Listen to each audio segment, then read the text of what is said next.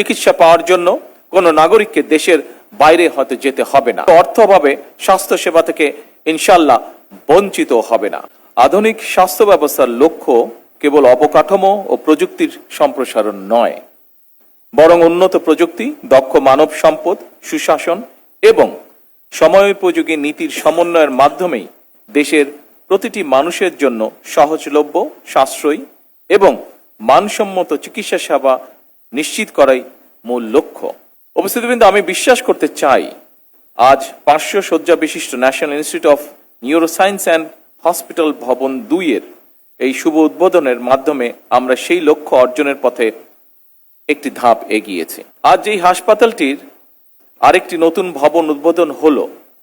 2006 সালের 23 অক্টোবর এই হাসপাতালের ভিত্তিপ্রস্তর স্থাপন করেছিলেন সাবেক প্রধানমন্ত্রী মরহুমা বেগম খালেদা জিয়া। সময়ের প্রয়োজনে আরো আধুনিক সুযোগ সুবিধা নিয়ে আজ এই হাসপাতালের আকার আয়তনে আরো বড় রূপ ধারণ করলো। আমি প্রথমে এই হাসপাতালের সঙ্গে সংশ্লিষ্ট স্বাস্থ্য কর্মকর্তা, চিকিৎসক, নার্স, হেলথ টেকনিশিয়ান সহ হাসপাতালের সঙ্গে সংশ্লিষ্ট প্রতিটি মানুষকে আন্তরিকভাবে ধন্যবাদ জানাতে চাই। উপস্থিত সুধীবৃন্দ, ইপিলেপসি বা খিঁচুনি, পার্কিনসন ডিজিজ, ডিমেনশিয়া কিংবা মেরুদণ্ডের জটিল রোগ বর্তমানে বিশ্বজুড়ে এক বিশাল চ্যালেঞ্জ হিসেবে আবির্ভূত হয়েছে। আমাদের দেশে এ ধরনের আধুনিক এবং বিশেষিত চিকিৎসার চাহিদা প্রতিনিয়ত বেড়েই চলেছে। আজকের এই 500 শয্যা বিশিষ্ট আধুনিক ভবন উদ্বোধনের মাধ্যমে এই ধরনের রোগের চিকিৎসা সক্ষমতা বহুগুণে বৃদ্ধি পাবে ইনশাআল্লাহ। আধুনিক আইসিইউ, অপারেশন থিয়েটার, আধুনিক ডায়াগনস্টিক সুবিধা এবং বিশেষায়িত ওয়ার্ডের সমন্বয় গঠিত এই নতুন ভবন কেবল রোগী ভর্তির ধারণ ক্ষমতাকেই বাড়াবে না, একই সাথে চিকিৎসা, গবেষণা এবং উচ্চতর শিক্ষার ক্ষেত্রে এক বিরাট মাইল ফলক হিসেবে কাজ করবে বলে আমি দৃঢ়ভাবে বিশ্বাস করি। দেশের সাধারণ মানুষ যেন স্বল্প খরচে বিশ্বমানের নিউরো চিকিৎসা পেতে পারেন, সেই লক্ষ্য নিয়েই এই বর্ধিত ভবন নিউরোসায়েন্স 2 নির্মাণ করা হয়েছে। আধুনিক চিকিৎসা প্রযুক্তি, অতিরিক্ত বেড এবং দক্ষ জনবলের সমন্বয়ে গড়ে তোলা এই ব্যবস্থা দেশের হাজারো রোগীর জন্য নিঃসন্দেহে আশার আলো বয়ে আনবে। অবশ্যই সুধীবৃন্দ, শুধু প্রযুক্তি থাকলে একটি স্বাস্থ্য ব্যবস্থা উন্নত হয় না, এর সঙ্গে মানসিকতা অত্যন্ত গুরুত্বপূর্ণ। কারণ প্রযুক্তি রোগ শনাক্ত করতে পারে, কিন্তু রোগীর ভয়, উদ্বেগ এবং মানসিক কষ্ট বুঝে তাকে আশ্বস্ত করার ক্ষেত্রে চিকিৎসকদের মানবিক আচরণের বিকল্প নেই। একথা আমরা সকলে উপলব্ধি করি। রোগীর প্রতি একজন চিকিৎসক বা স্বাস্থ্যকর্মী সহানুভূতিপূর্ণ আচরণ, মনোযোগ দিয়ে রোগীর কথা শোনা, রোগীর মানসিক অবস্থা বোঝা এবং রোগীর সঙ্গে সম্মানজনক আচরণ চিকিৎসার মান অনেক বাড়িয়ে দেয়। তবে একই সঙ্গে আমাদের এটিকে অবশ্যই মনে রাখতে হবে, চিকিৎসা সেবা এবং চিকিৎসা পরিবেশ নির্ভীক করতে সকল দায় দায়িত্ব চিকিৎসকের একক নয়, বরং আমি মনে করি চিকিৎসক, রোগী এবং রোগীর উদ্বিগ্ন স্বজন, এই 3টি পক্ষের মধ্যে পারস্পরিক আস্থা, সম্মান এবং সহানুভূতির সম্পর্ক বজায় থাকা অত্যন্ত জরুরি।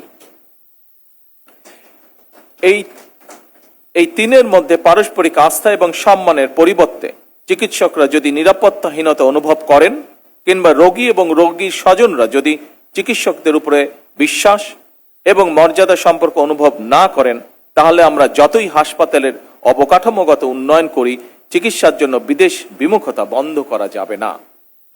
উপস্থিত সুধীবৃন্দ, বর্তমান সরকার স্বাস্থ্যের অধিকার কেবল মৌলিক অধিকারই নয়, এটি একটি জাতির অর্থনৈতিক এবং সামাজিক উন্নতির চাবিকাঠি বলে মনে করে। আমি মনে করি স্বাস্থ্যসেবা সহজলভ্য এবং সবার জন্য সমানভাবে প্রাপ্য হওয়া অত্যন্ত জরুরি। উন্নত চিকিৎসা যদি শুধু শহরের বিত্তবান মানুষের মধ্যে সীমাবদ্ধ থাকে, তাহলে সেটিকে পূর্ণাঙ্গ আধুনিক স্বাস্থ্যসেবা বলা যাবে না। সুতরাং প্রত্যন্ত অঞ্চলের মানুষ, দরিদ্র জনগোষ্ঠী এবং প্রান্তিক মানুষের কাছে সাশ্রয়ী ও মানসম্মত চিকিৎসা পৌঁছে দেওয়ার লক্ষ্যে বর্তমান সরকার বিভিন্ন পদক্ষেপ গ্রহণ করছে।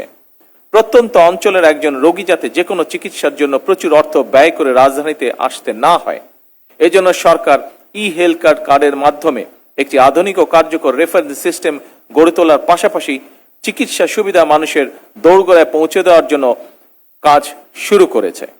এরই অংশ হিসাবে একদিকে দেশের প্রতিটি ইউনিয়নে পূর্ণাঙ্গ প্রাইমারি হেলথ কেয়ার ইনস্টিটিউট প্রতিষ্ঠার কাজ চলমান রয়েছে।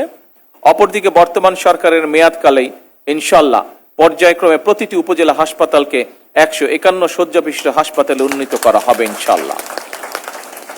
উপস্থিত সুধীবৃন্দ, আজকে শিশুরাই আগামীর ভবিষ্যৎ। সুস্থ আগামী বিনির্মাণের লক্ষ্যে শিশুদের শিক্ষা ও স্বাস্থ্যের প্রতি বিশেষ নজর দেওয়া আমাদের সকলের দায়িত্ব এবং কর্তব্য বলে আমি দৃঢ়ভাবে বিশ্বাস করি। সেদিকে লক্ষ্য রেখে বর্তমান সরকার শিশুদের জন্য নতুন শিক্ষা কারিকুলাম প্রণয়ন করছে। একইভাবে শিশু স্বাস্থ্যের প্রতিও সরকার বিশেষভাবে নজর দিয়েছে। এরই অংশ হিসাবে খুলনা, বরিশাল, রংপুর ও রাজশাহী বিভাগ এবং কুমিল্লা জেলায় একটি করে 200 শয্যা বিশিষ্ট বিশেষায়িত শিশু হাসপাতাল চালু করার কাজ শুরু করেছে। সরকার ইনশাল্লাহ আগামী অক্টোবর মাসে এই একযোগে এই 5টি বিশেষায়িত শিশু হাসপাতাল চালু করতে সক্ষম হবে ইনশাল্লাহ। উপস্থিত সুধীবৃন্দ, জাতীয় বাজেটে স্বাস্থ্য খাতে এ যাবৎকালে সর্বোচ্চ বেশি বরাদ্দ দিয়ে বর্তমান সরকার প্রমাণ করেছে সরকার সুস্বাস্থ্যের বাংলাদেশ গড়তে চায়। এটি স্রেফ একটি স্লোগান নয়, বরং সরকার দেশে একটি কার্যকর ব্যবস্থা গড়ে তুলতে চায় যাতে করে মানুষ দেশের ভেতরেই সকল রকমের স্বাস্থ্য সেবা পায়। তবে স্বাস্থ্য এবং চিকিৎসা সেবার মান উন্নয়নে সরকার যতই উদ্যোগ গ্রহণ করুক, চিকিৎসক, স্বাস্থ্য বিশেষজ্ঞ, গবেষক, সর্বোপরি স্বাস্থ্য খাতের সঙ্গে সংশ্লিষ্ট সকলের ভূমিকার উপরেই স্বাস্থ্য এবং চিকিৎসা সেবার সাফল্য নির্ভর করছে।